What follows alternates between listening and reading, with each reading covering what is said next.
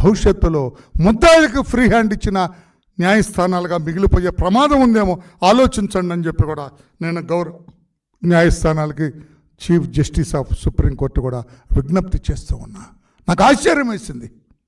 కోస్తా కొద్దిగా న్యాయస్థానాల గురించి చట్టం గురించి తెలిసిన వాడిగా వాళ్ళిద్దరూ, ఒక ఆయన 6 నెలలు, ఒక ఆయన 3 నెలలు మేము లండన్ వెళ్తాం, యూరోప్కి వెళ్తామని పెడితే, are they playing with the judiciary? ముద్దాయిలు జ్యుడిషియరీతో ఆటలాడుతున్నారా?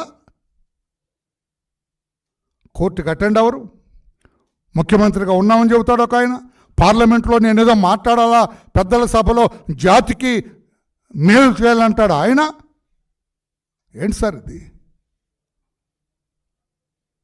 నేను పొలిటికల్గా మాట్లాడలేదండి. పొలిటికల్గా మాట్లాడితే చచ్చిన పాము అది. వైఎస్ఆర్ కాంగ్రెస్ పార్టీ పొలిటికల్గా మాట్లాడితే 11 సీట్లకే పరిమితమయ్యారు వాళ్ళు. ప్రతిపక్ష హోదా కూడా లేదు. పొలిటికల్గా ఇట్ ఈస్ డెడ్ పార్టీ, చచ్చిపోయిన పార్టీ. కాకపోతే న్యాయస్థానాల గౌరవానికి కించిత్ అవమానం కానీ చిన్నతనం కానీ లేకుండా చూడవలసిన బాధ్యత కూడా పై స్థాయిలో ఉన్న పెద్దలకు ఉందని చెప్పి కూడా నేను తెలియజేస్తున్నా. జగన్మోహన్ రెడ్డి గారు పదే న్యాయ పన్నాలు వల్లిస్తూ ఉంటారు.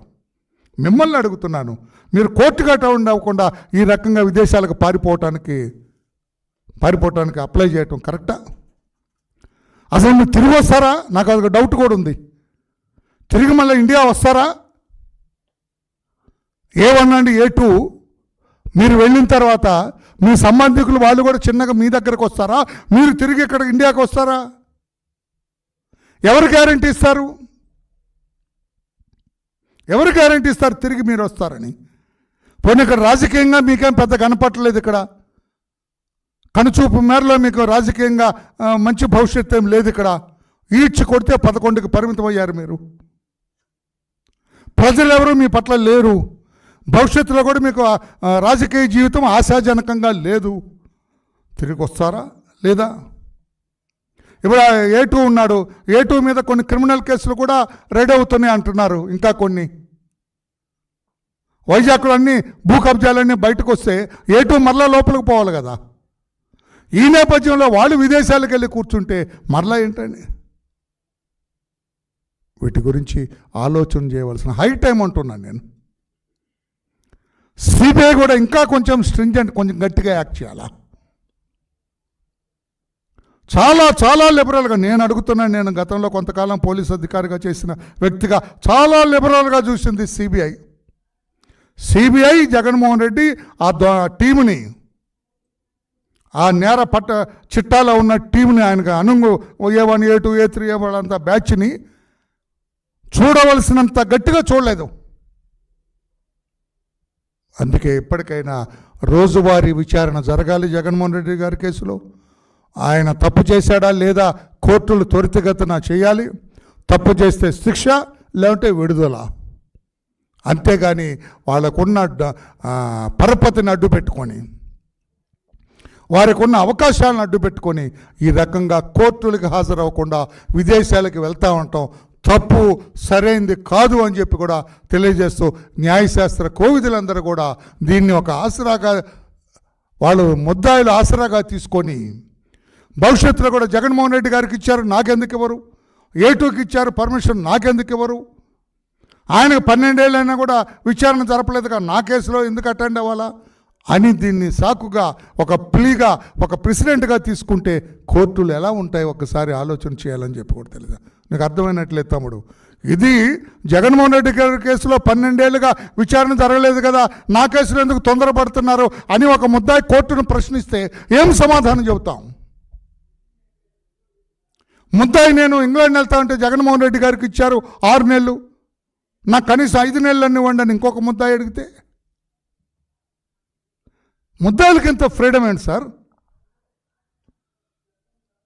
చట్టబద్ధంగా ఎంతవరకు ఇవ్వాలి అంతవరకు ఇవ్వండి, నేను కాదంటలేదు. ఈ నెల నేను 6 నెలలు వెళ్తా, ఈ నెల 3 నెలలు వెళ్తాడు ఆయన, వచ్చే సంవత్సరం ఇది వెళ్తా ఉండి. ఏంటి సార్ ఇది?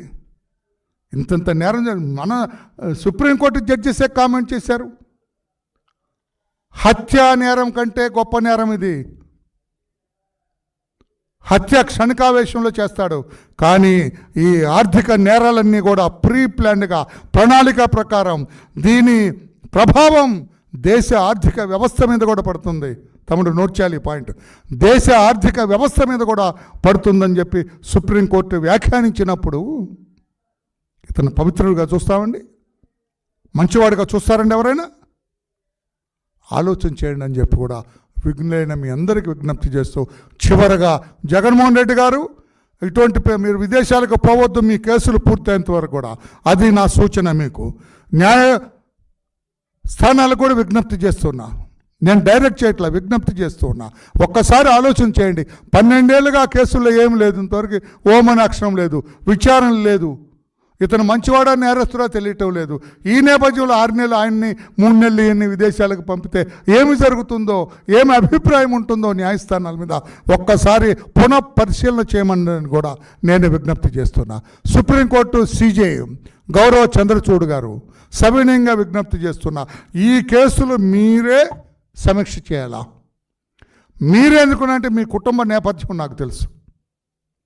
మీరు చేస్తేనే న్యాయం జరుగుతుంది, మిగతా వాళ్ళు చేస్తే జరగదని కాదు సార్. త్వరితగతిన న్యాయం జరుగుతుంది.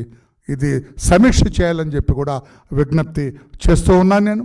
ఈ రకంగా ముద్దాయి ఈ కెనాట్ ప్లే, న్యాయస్థానాలతో ఆడుకోవటానికి వీల్లేదు, అది ఎలవ్ చేయకూడదని చెప్పి కూడా గౌరవ న్యాయస్థానాలకి నేను విజ్ఞప్తి చేస్తూ, జగన్మోహన్ రెడ్డి గారు మీరు కూడా ఆలోచన చేయండి సార్.